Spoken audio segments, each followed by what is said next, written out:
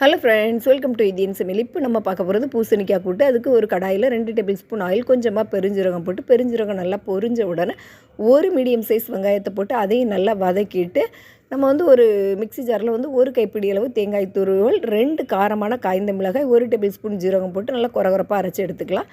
அப்புறம் நம்ம வெட்டி வச்சுருந்த பூசணிக்காவையும் போட்டு நல்லா வதக்கிட்டு, இது கூட தேவையான அளவு உப்பு போட்டு, இந்த பூசணிக்காவை விட ஒரு கால்வாசி அளவு தண்ணி சேர்த்தா போதும். ஏன்னா இது நல்லா சாஃப்டாக வெந்துடும் சீக்கிரம்.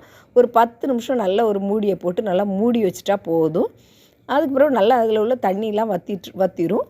அதுக்கப்புறம் நம்ம ஆல்ரெடி அரைச்சி வச்சுருந்த அந்த தேங்காவையும் போட்டு நல்லா கிளறி எடுத்துட்டோம் அப்படின்னா சூப்பரான பூசணிக்காய் கூட்டு ரெடி. இது டேஸ்ட்டு சூப்பராக இருக்குங்க. அதுவும் நல்லா விளைஞ்ச பூசணிக்காவை போட்டோம் அப்படின்னா ரொம்ப டேஸ்ட் நல்லாயிருக்கும். நீங்களும் உங்கள் வீட்டில் ட்ரை பண்ணி பாருங்கள். ஈஸியாக தான் இருக்கும், ஆனால் டேஸ்ட்டு வேறு லெவலில் இருக்கும். இந்த வீடியோ பிடிச்சதுன்னா லைக் பண்ணுங்கள், ஷேர் பண்ணுங்கள், சப்ஸ்கிரைப் பண்ணுங்கள். நன்றி.